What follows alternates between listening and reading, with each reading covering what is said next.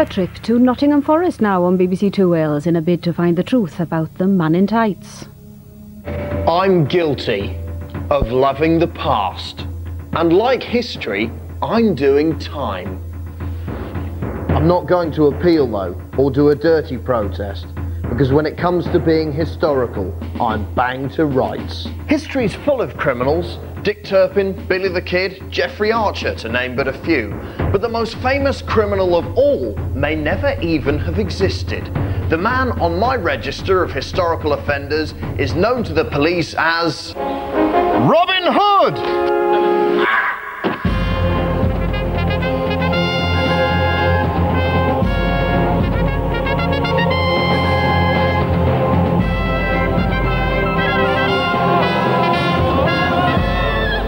We are history! I'm here in Nottingham to find out just who was the real Robin Hood. Could he have existed? And if he didn't, can I still justify making a programme about him? The answer to both questions is yes. To solve the mystery of Robin Hood's identity, I'm going to have to do some historical detective work. And just like a modern policeman, I may have to conceal evidence and stitch people up. If we're to really pin Robin down, we need to ignore the myths of Hollywood film and focus on the facts. So, what do we know? Well, we know that he wore green tights, and that he had a little moustache and beard, and that he spoke with an American accent. But most importantly of all, we know that he lived in Nottingham Forest with his merry men, probably next to that very playground. According to new evidence unearthed by local enthusiasts, this park could lie on the exact site where Robin Hood once swung from tree to tree. Could this bush be where Robin hid from the Sheriff of Nottingham? There's only one way to find out. To get closer to Robin, we're going to employ the science of forensic archaeology. I haven't had time to ask the City Council's permission, but I'm sure they won't mind. It's for the good of history. It's amazing. We've been here for, what, 2 hours, and already I'm quite bored. I mean, this is far too small, the ground's really hard. We have found these though. If you look at that rock could well be from the medieval period, or from another period.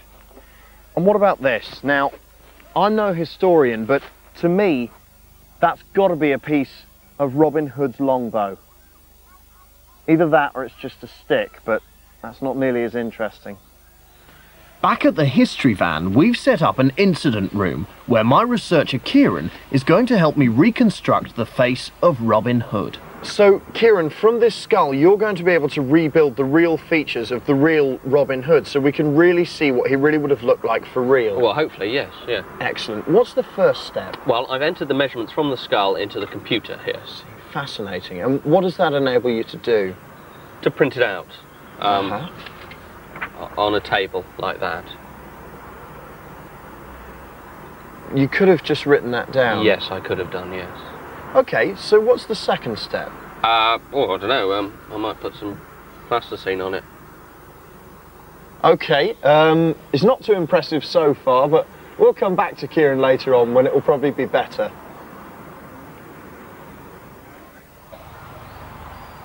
Where did you get the skull from, David? Where did you get the skull from, David? Can you stop repeating everything I say? Can you stop repeating everything I say? You're a real idiot, David. You are, you mean? You're being a bit immature, David. I know you are, you said you are, but what am I? Wankers.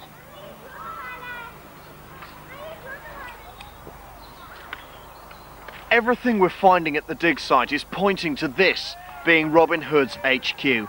Just have a look at this. In historical terms, I'm Robin's stalker, and I know we'll be together soon. So, why did Robin choose to live here in the trees? Was he a road protester? Was he perhaps an Ewok? No, he and his band of men were outlaws, criminals, renegades, the original Boys in the Hood. David, I've been talking to the director and we really need to know where the skull came from. I mean, there's no paperwork, you obviously can find it here. Why are you so uptight about this skull? Well, perhaps if we knew where it came from. What do you think, I like killed a hitchhiker and boiled his head? Did you? No. No. No, okay? Stealing from the rich to give to the poor was a pretty stressful occupation for Robin. He needed to find a way to relax. He needed a hobby. So he decided to take up archery. Oh, what are you doing? Using the fragment of stick I found earlier, I've been able to make up what Robin's bow would have looked like.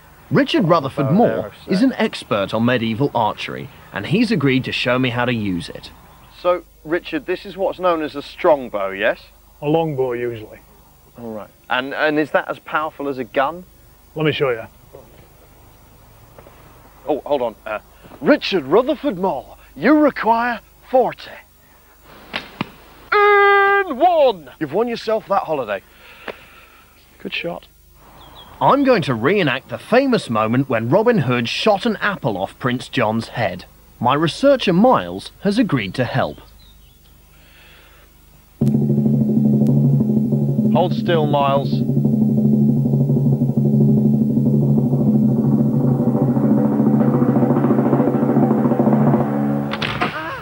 Oh, close. A couple of inches further up, you'd have got it. Oh, stop whining, Miles. It only clipped you. So now we know a bit about the man behind the hood. But what about the face in front of and inside the hood? So, Kieran, what on earth are we looking at here? I mean, it looks like some sort of blaxploitation version of Hellraiser. Well, David, what I'm doing is building up the muscle layers and the deposits of subcutaneous fat, so we can start to get a picture of what Robin's face would have looked like. That is so creepy. I mean, do you mean he wouldn't have had any skin? No, I'm going to put the skin on next, I thought. Can we speed this up? I mean, what about his eyes? What would they have looked like? Put his eyes on. Right, well, I suppose they might have looked something like that. Right. Maybe a nose as well. He'd like there, and then possibly some ears either side of his head, like that. And that's the face of Robin Hood, is it? To be honest, David, I don't really know what I'm doing. Well, that's more than obvious, Kieran. Start again. I've been mapping the dig site, and I think I found something quite interesting. Take a look at this. This is a map of the park showing the area we've been digging. And this highlights all the archaeological finds relating to Robin that we've turned up so far. And if you combine that with our geophys survey, you can clearly see an interesting pattern begins to emerge. It's a dog. In 1215, Prince John, now king, signed the single most important document in British political history, the Magna Carta. Carta meaning quite literally charter, and Magna meaning Japanese animation. And is it too much to think that this is down to the actions of Robin Hood? I don't think it's too much. And I'll fight anyone who does. So, what have we learned? Well, nothing that we didn't know before. But if we take what we haven't learned and combine it with wild, spurious conjecture, a picture of Robin Hood begins to emerge. We know where he lived and how he fought. And now, finally, what his face looked like. I don't know much, but I know I love history. And that may be all I need to know. Ta-da. My name is Robin Hood, and I live at Nottingham Forest. David, I need a word. All right, Miles, I'm sorry about your ear, okay? No, it's not. He hates you. Oh, no, I am. I'm really sorry about your... No, he thinks you're a complete... Oh, David, you're the best historian in the world. Oh, thanks very much.